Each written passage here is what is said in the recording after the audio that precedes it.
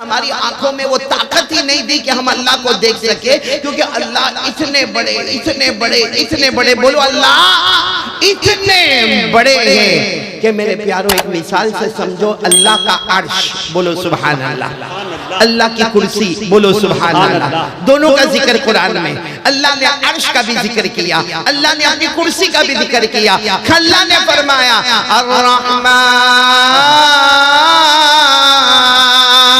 سبحان اللہ بولتے جائیں، سبحان اللہ، الرحمن وعلى العرش استوى، اللہ نے اپنے عرش کا ذکر کیا اور اللہ نے اپنی کرسی کا ذکر کیا، وسع کرسیہ السماوات والارض ولا یئوده حفظهما وهو العلی العظیم۔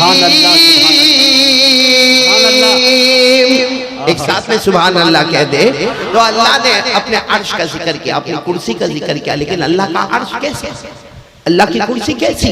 میرے پیاروں، ہمارے آقا محمد رسول اللہ بولو نا صلی اللہ علیہ وسلم سے پوچھا گیا اللہ کا عرش کیسا، اللہ کی کرسی کیسی؟ ہمارے آقا صلی اللہ علیہ وسلم نے فرمایا اگر 7 آسمانوں کو اور 7 زمینوں کو اللہ کے عرش کے سامنے، اللہ کی کرسی کے سامنے رکھے تو ایسا لگے گا جیسے کسی انگلی میں چھوٹی سی انگوٹھی پہنائی گئی، یعنی 7 آسمان 7 زمینیں اللہ کے عرش کے سامنے، اللہ کی کرسی کے سامنے ایک چھوٹی سی انگوٹھی ہے۔ تو میرے دوستوں اور میری ماں اور میری بہنیں اور میری بیٹیاں بتائیں، جب 7 آسمان اور 7 زمینیں اللہ کے عرش اور اللہ کی کرسی کے سامنے چھوٹی سی انگوٹھی ہے، جب عرش اتنا پیارا ہے، کرسی اتنی پیاری ہے، تو عرش والا اور کرسی والا کتنا بڑا ہو۔ سبحان اللہ، سبحان اللہ، ایک ساتھ میں بول دیں نعرہ تکبیر، نعرہ تکبیر، نعرہ تکبیر۔ علماء کرام، محبت رسول، عشق رسول، عظمت صحابہ، سبحان اللہ، سبحان اللہ۔ تو یہ جب اللہ کا آسمان اور زمین ایک انگوٹھی کے برابر ہے تو اللہ کا عرش، اللہ کی کرسی اور پھر عرش والا اللہ، کرسی والا اللہ کتنا بڑا ہوگا میرے پیاروں۔ اسی لئے اللہ نے فرمایا میں عرش والا ہوں، اللہ فرماتے میں عرش والا ہوں، جو چاہوں کروں گا، مجھے کوئی روکنے والا۔ اللہ نے فرمایا، پڑھو میرے ساتھ میں، یاد ہو تو میرے ساتھ میں پڑھو، اللہ نے فرمایا ان بطش ربک لشدید انہ هو یبدئ ویعید وهو الغفور الودود ذو العرش المجید فعال لما یرید۔ اللہ تبارک و تعالیٰ فرماتے میں مہربان بھی ہوں، بولو سبحان اللہ۔ اللہ فرماتے میں اول بھی، بولو سبحان اللہ۔ اللہ فرماتے میں آخر بھی، بولو سبحان اللہ۔ اللہ فرماتے میری پکڑ بہت خطرناک ہے، بولو سبحان اللہ۔ اللہ تبارک و تعالیٰ فرماتے میں عرش کا مالک ہوں، میں جو چاہوں کروں گا، مجھے کوئی روکنے والا۔ سبحان اللہ۔ نہیں، پھر میں اس بات پر آ رہا ہوں، میں اصل میں جو پوائنٹ کو لے کر آ رہا ہوں نا، ہم نے کسی نے اللہ کو دیکھا نہیں، جو اللہ اتنے بڑے اتنے بڑے اتنے بڑے اتنے بڑے اتنے بڑے، اس اللہ کو دیکھنے کے لیے ہمارے پاس آنکھوں میں طاقت ہے نہیں۔ اتنی بات یاد رکھنا، ہماری آنکھوں میں طاقت نہیں کہ ہم اللہ کو دیکھیں، لیکن قسم اللہ کی وہ ہم کو دیکھ رہا ہے۔ ارے بولو وہ ہم کو دیکھ رہا ہے۔ پارہ نمبر 7 اللہ نے فرمایا لا تدرکہ الابصار وهو يدرک الابصار۔ سبحان اللہ۔ آواز نہیں آ رہی سبحان اللہ آپ کی؟ سبحان اللہ بولیے بھائی، پورا مجمع۔ اور نا مجاہد صاحب، جب گجرات کے سٹیج پر بیٹھتا ہوں نا جی، اور جب پڑھتا ہوں تو ایسا لگتا پورا مجمع ساتھ میں پڑھتا ہے۔ جی بالکل، تو ذرا آپ بھی سبحان اللہ بولیں گے نا، بہت پیاری آیت ہے، بہت پیاری آیت، قرآن پاک کی آیت، 7ویں پارے کی آیت، سورۃ الانعام کی آیت۔ اللہ کیا فرماتے؟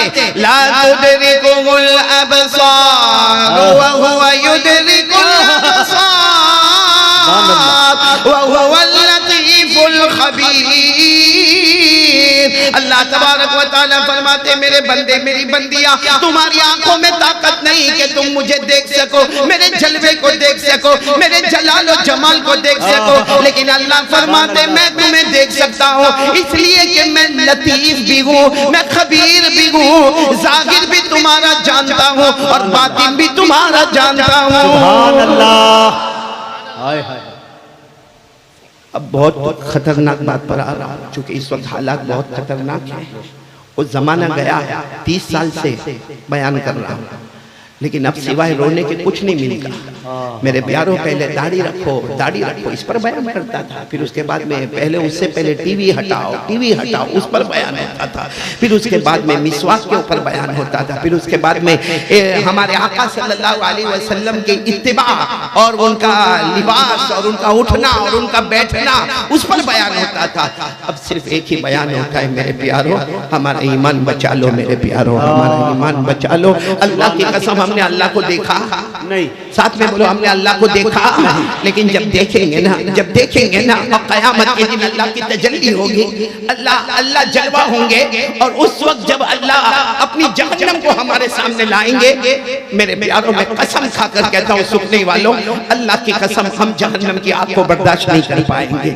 اس وقت میں ایک واقعہ آپ کے سامنے لا رہا ہوں کہ دیکھنے نہ دیکھنے کا کتنا بڑا فرق ہوتا۔ آپ سب نے ایک بادشاہ کا نام سنا ہوگا، سنا ہو تو ہاں بولنا، حضرت ہارون رشید۔ جی بھائی سنا؟ جی، وہ جلدی میں بات بتاؤں گا۔ حضرت ہارون رشید اور ان کی بیوی کا نام زبیدہ، بولو ان کی بیوی کا نام زبیدہ۔ اچھا یہ حضرت ہارون رشید جو ہے نا، اللہ نے ان کو بہت بڑی حکومت دی، یہ مشرق پر بھی حکومت کرتے، مغرب پر بھی حکومت کرتے، بلکہ کبھی کبھی اپنے تخت پر بیٹھے ہوتے اور آسمان سے پانی برستا تو خود کہتے تھے اے آسمان سے برسنے والا پانی یا تو مشرق میں برس جا یا مغرب میں برس جا، جہاں برسے گا وہاں ہارون رشید ہی کی حکومت کو پائے گا۔ تو مطلب ہے کہ ہارون رشید کو حکومت دینے والا کون ہے؟ اللہ۔ ایک دن ایسا معاملہ ہوا کہ شام کا وقت تھا، ہارون رشید کا محل بہت بڑی کوٹھی، بہت بڑا بنگلہ اور اس کے پیچھے دریا کنارہ۔ تو حضرت ہارون رشید نے اپنی بیوی زبیدہ کو کہا کہ چلو ہم کچھ واکنگ کے لے جائیں۔ واکنگ سمجھتے ہو نا؟ سمجھتے ہوں گے، ابھی آج کل کا جوان واکنگ بھی سمجھتا، جوگنگ بھی سمجھتا۔